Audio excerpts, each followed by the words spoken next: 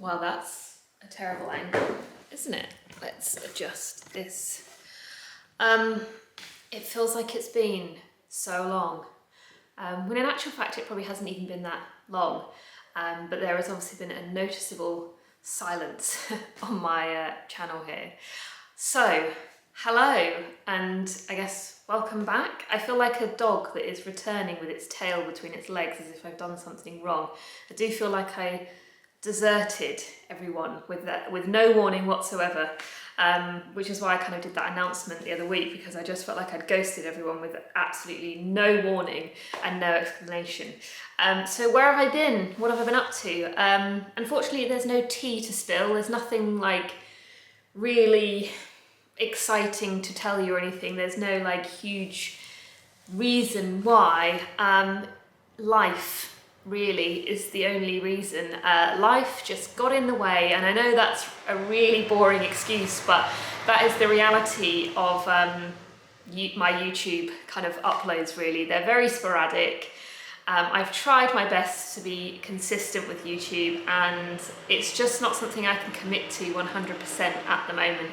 Hopefully one day in the future I will be way more consistent with YouTube, but the kind of sporadic nature of my uploads I think is quite a kind of natural reflection of just my life really, and the ups and downs and the kind of ebbs and flows of being busy and not busy. So the last thing you would have seen, well, the last thing I uploaded was the Scotland road trip vlog, and no exaggeration whatsoever, but the day after we got back, for both Dean and I, work just went from 0 to 100 overnight.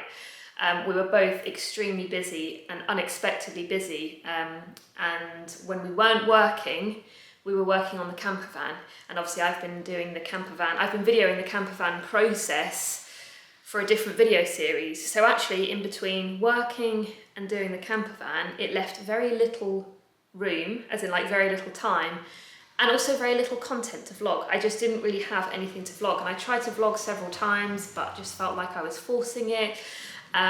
So I kind of just stopped for a couple of weeks, and then I tried again and again. I just felt like I was forcing it because there were things going on with the camper van. We were both quite stressed with work. It just felt like I wasn't going to be creating like vlogs that were worthy of watching or that interesting. So I just decided to just stop and just come back to it when I felt like the time was right.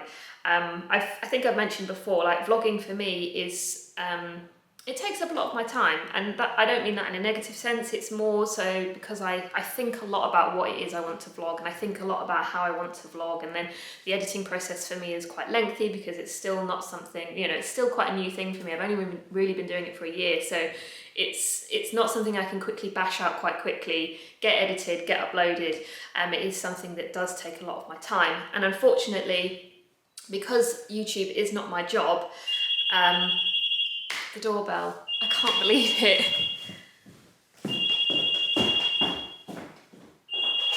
Hello? Yeah, I'll see you then.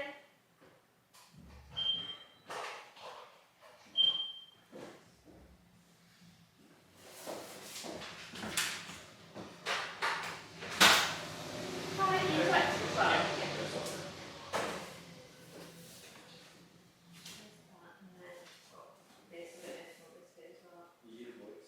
Yeah, it just says to give it to you.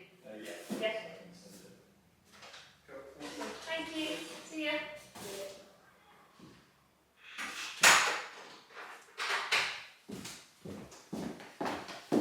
I swear I don't do it on purpose.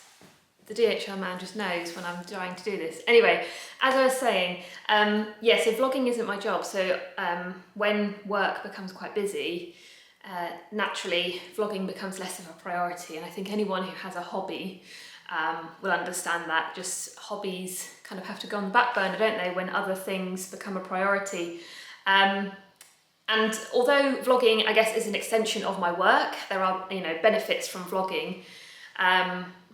It is kind of still a hobby for me. It started as a hobby. It started at the start of lockdown last year. I wanted to kind of broaden my skill set. I'd never tried video editing before, and I hadn't really tried documenting through video before either. So it was something that I just wanted to explore throughout lockdown. as a way of just kind of documenting the world around me. But what actually happened was it became quite a lovely tool to engage with my audience on a different platform, in a different way, and it just kind of continued, and I've just continued doing it as and when I can. But yeah, it is not a platform that I rely on for income. I've done a few sponsored pieces here and there, but it certainly isn't something that pays my rent or bills. And I just wanted to insert that because I think some people do think this is my job, but actually it isn't. It is just something that I do because I enjoy doing it. So I can't remember where I was going with this at all. So yeah, that's basically why vlogging kind of become, like, is a bit up and down for me, because I just have these periods where work is very, very busy. Anyway, I'm back. I do not have any kind of travel plans coming up that will interrupt. Oh yeah, so that's what I was saying. So basically work obviously went from 0 to 100. Then we were on quite a tight deadline to get the camper van done for Wales, so that just took up all of our time. Then we went to Wales. I didn't vlog Wales because we went with some friends, and I wanted to be quite present so that I could just feel present basically, and actually enjoy the time with friends. I know I could have easily vlogged without featuring my friends, but I just wanted my attention to really be in the moment basically. I did put a lot of stuff on stories, so if you are on Instagram, I do have a highlight. Did I make a highlight for Wales? There's a highlight somewhere with Wales stuff in. And then after Wales, we had like a few days where again it was just work. And then we went to Mallorca, which was absolutely incredible. And again, I didn't vlog because I literally just wanted to completely switch off. And actually over the last 4 weeks, what has been really, really nice is kind of understanding my boundaries when it comes to sharing things online. I think often, especially with YouTube, naturally I feel like I should be sharing everything, I should document everything, and I should take you along on every single thing that I do.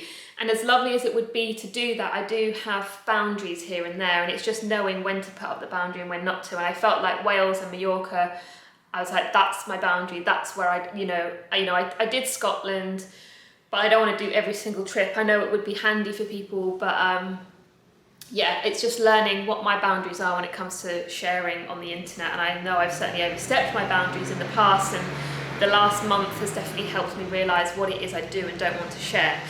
Which kind of leads me on to something that I will touch on maybe a slightly later on in the vlog, but I'm considering maybe doing something over on Patreon. I'll talk about this more later, but I'm trying to think of ways in which I can create more video content and interact with my most engaged viewers really, and make money from it essentially, because it's creating video content is something that I want to continue doing, but it's really, really hard for me to sustain it continuously if I'm not getting paid to do it, which is natural with any hobby. Eventually if you want to do it more and more and more, you kind of have to get some sort of income from it, don't you? And the way in which I'm kind of going to attempt to try and get around that without having to do lots of product placement or adverts is maybe doing a sort of Patreon thing. But like I said, I will discuss that later on in the vlog at some point. But yeah, I feel like this could be a long vlog, so grab yourself a cup of tea, some snacks, because I've got books, I've got fashion, I've just got general stuff. When I haven't vlogged for a long time, I am a bit of a chatty Cathy, and I probably will be doing a lot of just rambling in this vlog because I haven't been doing it for so long. But yeah, it feels good to be back, and yeah, I hope you'll enjoy this week's vlog. I have a new furniture addition to the bedroom. Not very exciting, it's just a mirror, but exciting for me because I haven't had a mirror in here for so long, and it's kind of been getting on my nerves not being able to actually check what I look like when I'm getting dressed or doing my makeup or anything. It's from IKEA, really simple, nice, simple pale wooden frame. I thought it would go quite nicely with the frame I've got there. And underneath this mess, there is a nice wooden bed frame as well that it complements quite nicely. I think it's called the Nissedal. I have had this style before, and I swear it was bigger. It was much bigger. I used to have the white version. So I'm thinking there's two sizes, and I foolishly didn't look at the size I was picking, and I've ordered the smaller size, which is fine, but I would have preferred the bigger. I'll back up and show you. Like, you can't really tell, but I'm taller than the mirror, which is saying something because I'm rarely taller than a mirror. But it's fine for just like general checking myself. Obviously I use a mirror quite often to kind of like shoot into, so it is a bit frustrating having to like really back up. Anyway, for £45, I think it's a really nice mirror. and it does the job, and I think it looks lovely with my plant and the curtain in the corner here. Anyway, today's outfit I'll show you. I've been wearing this knitted vest from COS non-stop since I got back. You can obviously see why, because I absolutely love this colour now. It kind of matches the picture in the background there. It's mohair, so it's quite fuzzy. Usually, if it was slightly warmer, I would like to wear this without the t-shirt, but I need to stop clinging on to the hope that summer is still here and just kind of admit defeat and that it's time for layers. So I've put just a plain white t-shirt underneath and then paired it with these trousers, which are kind of looking quite khaki in the viewfinder, but in real life they're a very subdued beige with a slight hint of green to them. They're from a brand called Auralee, a Japanese brand that got in touch with me and kindly offered to give me some pieces. They are a brand that have been on my radar for quite a while, but they're one of those brands that's quite difficult to find stocked in the UK. I think they're stocked quite widely on a few US websites, and obviously you can find them quite widely in Japan, but UK, as far as I'm aware currently, there is not a UK stockist. That could have changed though, since I last looked. So annoyingly, it might be quite difficult to shop, but I'll do some digging. They're great trousers. That's why I kind of want to rave about them so much, is they're really good trousers. So I got them in a size 0, which is quite snug, but I think a size 1 would have been a little bit too wide on the hips. I think they fit me really nicely on the hip. Might get them tailored at the bottom a tiny bit, just so that the front crease sits straight rather than bending at the bottom there. But for the time being, I don't mind that they're a little bit slouchy at the bottom. What else was I going to say about them? Oh, they're 100% wool as well, which is obviously great for this time of year. And then on my feet, I'm wearing my GH Bass loafers, which have literally been glued to my feet for the past few weeks, basically. Whenever I've been home, these have literally been my shoe of choice. Anyway, I need to go and pick out a coat. This is going to be my first coat wear of the season.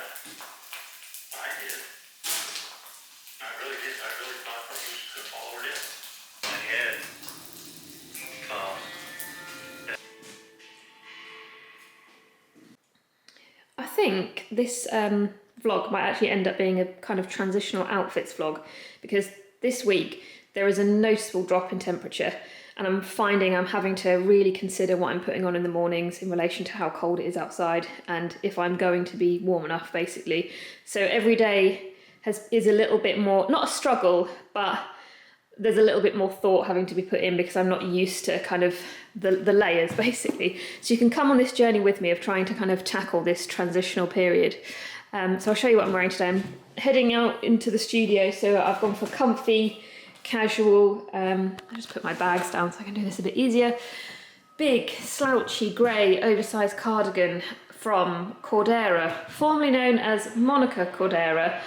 I think many of you will be familiar with the brand already. They've gone through a bit of a kind of rebrand. They're going in a slightly new direction with their, I guess, imagery. And they've lost the moniker and now they're just Cordera. If you haven't already seen on their website, they've got some beautiful, beautiful imagery for the new autumn-winter collection. Very neutral palette, like the brand always do, but I feel like just the styling and the direction they've gone in is a little more contemporary, I guess. It's all beautiful. I absolutely love it. This is kind of a grey, I wouldn't call it marl, slightly speckled maybe. It's absolutely gorgeous. I've kind of, in attempt to style it and give it a bit of shape, I've buttoned it up wrong. I've seen a few people do this with shirts and with cardigans to kind of give the top an asymmetric shape, and then I've done a half tuck.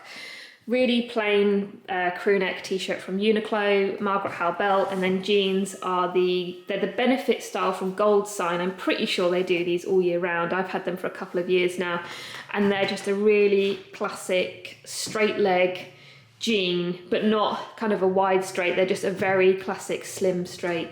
And then Dr. Martin 146 monos. I mean, when the Dr. Martens come out, you know autumn is on its way. Row banana bag, as you just saw. Try put this on one-handed, and then I'm probably going to nip to the gym. I say nip to the gym. I'm always at the gym for ages because I tend to piss around on my phone.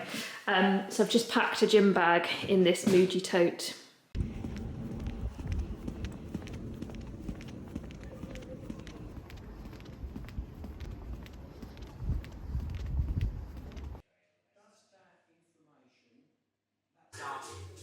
If I can get it finished, hopefully I'll be staying. I think yours is absolutely fantastic, and Crystal, yours as well. Thank you. I'm feeling happy with it. Good morning. If you can't tell by my puffy face, I'm quite sleepy this morning. I didn't sleep very well. Had a really nice evening. I got back from the studio and I was like, right, I'm gonna have one of those cozy evenings, you know, where you light all the candles, get a blanket, put some cozy socks on, had a nice dinner, watched the latest episode of UK Drag Race, the new season. So I did a really nice wind down, and then I'm so annoyed at myself. About 11 o'clock, for no reason, I had no need to do this, I went on my phone. And normally I have a cut-off point for my phone in the evenings. I try not to go on it past a certain point, and I definitely don't like to go on it just before I'm about to go to bed. But I felt compelled to go on my phone last night, and as a result I didn't sleep very well. I think it's a combination of kind of like the blue light and the sensory and information overload on my phone. It just gets my brain whirring again, and then I can't switch off. So that happened last night. So I woke up this morning just feeling quite groggy. I've got no tea bags, no milk, no breakfast things, so I'm just quickly getting ready, and then I'm going to head out because I've got a Zoom call in about an hour, so I need to go get my breakfast bits, have my breakfast, and get myself ready for the Zoom call because it's with my new agent, and I want to obviously want to be in a good mood and set a good impression. Is anyone else watching the new season of UK Drag Race? There's only 3 episodes so far, so it's early days. We're still kind of learning people's stories, getting to kind of know people's personalities and their sense of humour. Season 1 and 2 for me were 2 of the best seasons of any Drag Race ever. So I feel like I'm holding season 3 to quite a high standard. Like even now I still watch a lot of clips from season 1 and 2 because there's just so many incredibly funny bits. But yeah, I'm enjoying it.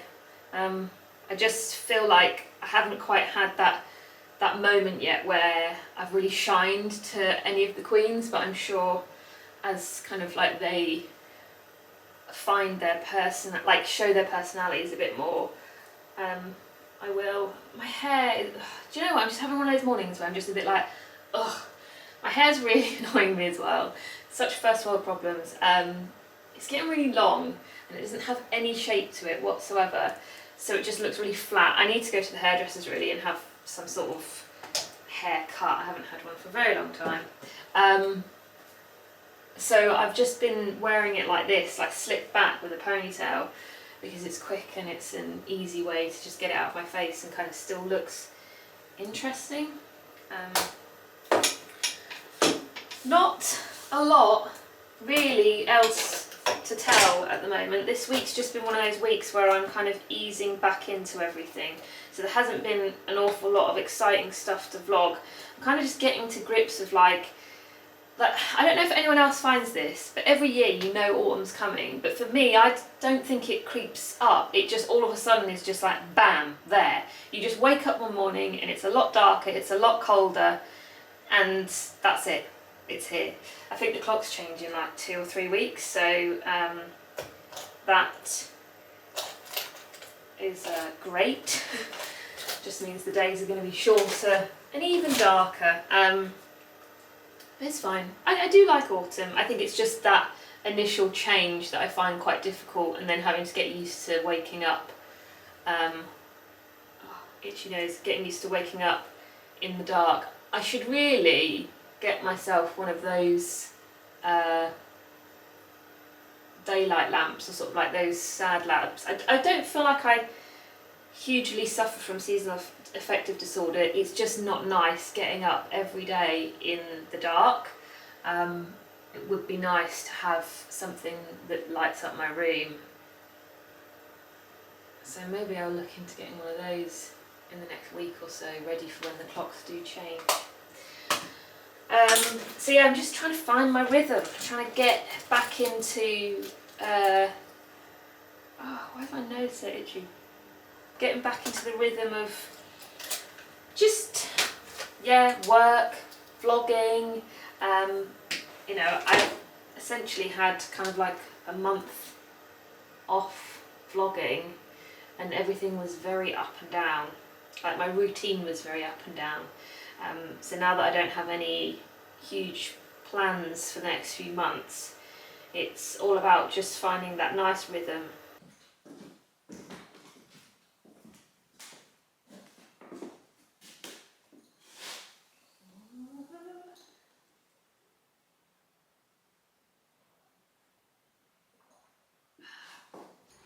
Hi! Hello! Hi! Can you hear us? Yeah, can you hear me? Right. Yes. That's right, I'm wearing socks and sandals. I know, lots of people do not like socks and sandals. Blah, blah, blah, blah. I like socks and sandals, so I'm wearing socks and sandals. I really like how contradictory fashion can be at this time of year. There's a real, sorry, I forgot to vlog my, forgot to charge my vlogging camera yesterday, so we're doing a live charging. We're charging as we go. Yeah, I really like how contradictory fashion can be at this time of year. There's a sweet spot that only lasts a few weeks as you go into autumn, where you can get away with wearing knitwear and sandals, or in this case today, socks and sandals and a trench coat. So today's outfit, sweater vest, surprise, surprise. I think I mentioned this last autumn, and I'll mention it again. Sweater vests really, really come into their own at this time of year. When you don't want to commit to a full jumper, a sweater vest is a perfect alternative. Especially, I like them because when I go into the studio, the temperatures are actually quite nice in there, so I don't want to have a full jumper on, so I like to wear a sweater vest. I know they're everywhere at the moment, so they do feel like quite a trendy piece, but I've been wearing sweater vests for a couple of years now, and I actually feel like they're quite timeless, but I think they're just having a moment, so they do feel a bit fleeting. But I think a sweater vest is a pretty timeless piece. This one in particular is from Arquette, a couple of seasons old, but I'm pretty sure they've done this again this year. I think I'm wearing a size extra small. If you are looking for a sweater vest like this, but you don't shop Arquette, or you're trying to shop more consciously, shall we say, and you kind of want to maybe shop at a brand that is a bit more, I don't like to use the word sustainable, but you know what I mean. Check out Riley Studio, because they've just released a sweater vest. I think it's made from 100% recycled cashmere. They've sent it to me, but it hasn't arrived yet, which is a shame, because I would have loved to have done a side-by-side comparison. I can't remember if it's V-neck or crew neck. But yeah, I just thought I'd give that a little mention. If it does arrive this week, I will show you, just in case you are in the market for a sweater vest. Plain white t-shirt underneath. Trousers are from House of Dagmar. These are from last year. They are so good. I get so much wear out of these just all year round. If you watch Emma Hill, I think she's raved about these trousers quite a few times as well. They're really good. So fingers crossed they'll redo them for this autumn winter. Birkenstock Jill Sander collaboration sandal, and then I'm going to put a trench coat on. This trench coat in particular is from Uniqlo. It is from the latest Uniqlo U collection, which is the collaboration they do with Christophe Lemaire each season. It's a really nice trench. It's really simple. It's very, very minimal. It's also extremely oversized. So if you've been looking at this, my recommendation is to size down one, maybe even two sizes. sorry, there's some traffic outside. I originally got size small and had to size down to an extra small. I probably could have gone for an extra small, but the extra small was sold out at the time. Not much else to say about it. It's got a slight kind of satin finish to it, which is all right. It's not really that noticeable. I guess that's so it's showerproof. I might have it taken up just a little bit at the bottom, and I really want to do the belt up just to kind of give it some shape, because like I said, it is quite oversized. Bear with me, I can't do this one-handed. There we go, that's better. Just cinched it in a little bit so it just doesn't look like it's drowning me as much. And then the Row Banana bag, which you have all seen multiple times. It is the smaller size. While it's on my mind, I just want to talk to you about the Patreon idea that I mentioned at the beginning of the video. This could be quite a lengthy chat, so just brace yourselves. I'll try and keep it as brief as possible. So, Patreon, for those of you that aren't familiar, is a platform that I think anyone can use pretty much. So anyone that kind of has something, you know, some content that they want to put out there, whether you're an activist, a writer, a musician, a designer, just anyone really, you can put your work out there and your followers or your fans or your supporters can support you through a reoccurring membership. So your content is behind a paywall and people pay a membership fee. What I've noticed is that lots of people have different tiers of memberships, and then based on how much you pledge to pay, you get access to certain amounts of content. I use Patreon to, I follow quite a few writers on there and some activists, just some really interesting people that I think have got some quite interesting things to say. I don't know if I've got that many interesting things to say, but I have things I want to say, and I would like to use Patreon, I guess, to do that. So I don't follow anyone on Patreon that uses it in a sort of, I guess, more of a lifestyle-y way. Not to say that there isn't anyone doing that, I'm sure there is, but that's the way in which I would quite like to use it. So imagine the kind of content that you get here on YouTube, but plus, you get more of it. You get maybe extended vlogs, the uncut versions, the bits that you didn't see. Just additional video footage in general. I was thinking it would be a great place to share things that I've read, share things that I've consumed that I think lots of other people will enjoy. I've had feedback that, quite a lot of feedback from people saying that they miss the Week in Outfits videos, so I was thinking on Patreon, because the beauty of Patreon is you can put anything on there, video, audio, links to things. Like, imagine it's kind of like your little bloggy area. You can put anything on there. So I was thinking each morning I could literally just video what I'm wearing, post it on Patreon. There you go, there's my outfit for the day. And I could just do that most days, and you would get a Week in Outfits by the end of the week, wouldn't you? I was also thinking, this has really been on my mind for a while, I don't really want to do a podcast, but I really would like to sit down and have some conversations with people that I find really interesting.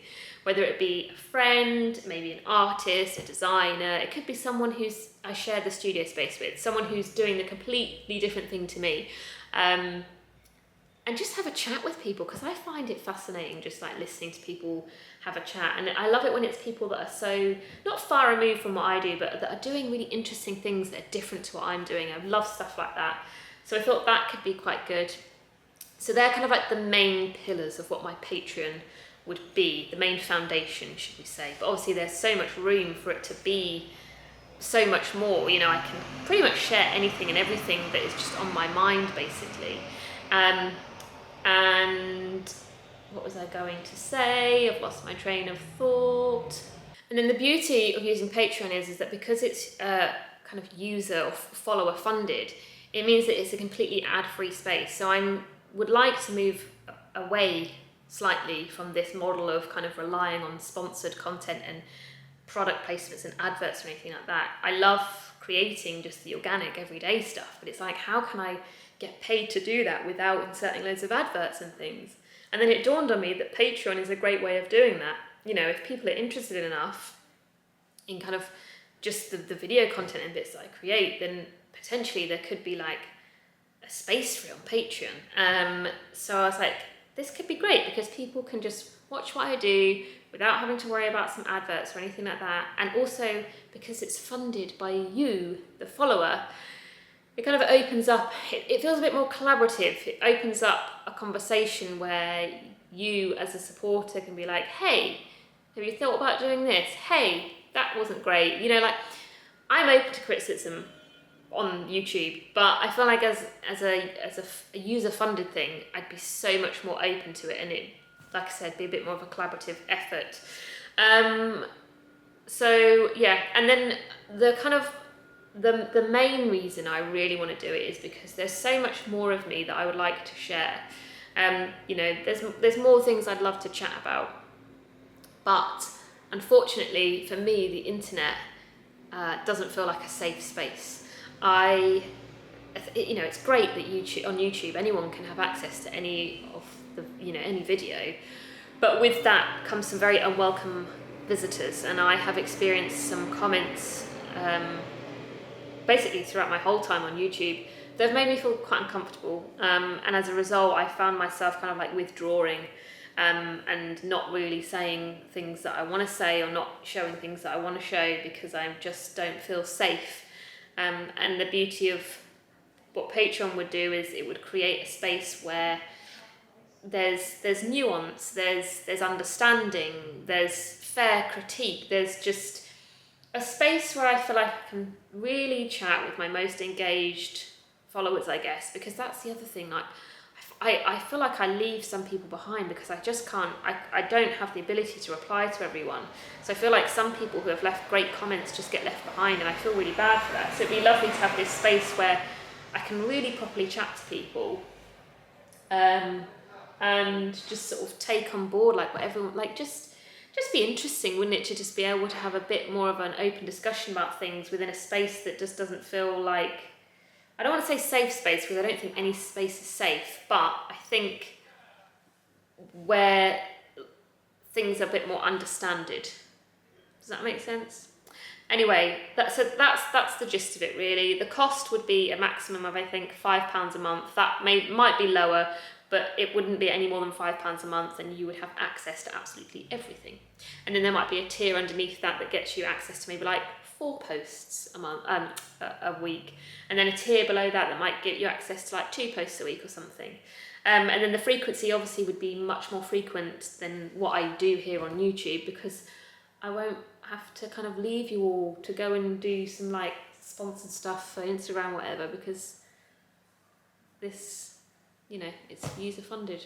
Anyway, that was a lot longer than I thought it was going to be, so yeah, just let me know your thoughts, because it's something that I really, really want to do. I think I'm going to leave the vlog here, you know. I feel like I'm cutting it off really short. There's still so much I want to talk to you about and show you, but it's been quite a chatty one, hasn't it? And I feel like the half-hour mark is a good place to leave it. So next week will be a bit more varied. I mean, I haven't even touched on books yet. TV, my word, TV at the moment is fantastic. There's Bake Off, there's Strictly, there's Drag Race. Never mind the Buzzcocks is back. I'm pretty sure there's more. Off the top of my head, I can't think, but I feel so overwhelmed by the amount of great TV that's on. Oh, I'm a Celeb, that will be on soon. It's like there aren't enough hours in the evening to kind of get through it all. So yeah, next week there'll be more substance to the vlog next week. This week was more just me getting back into the rhythm and having a good old chit chat to you all. So I hope you're all doing really well, and I shall see you all in the next vlog. Goodbye.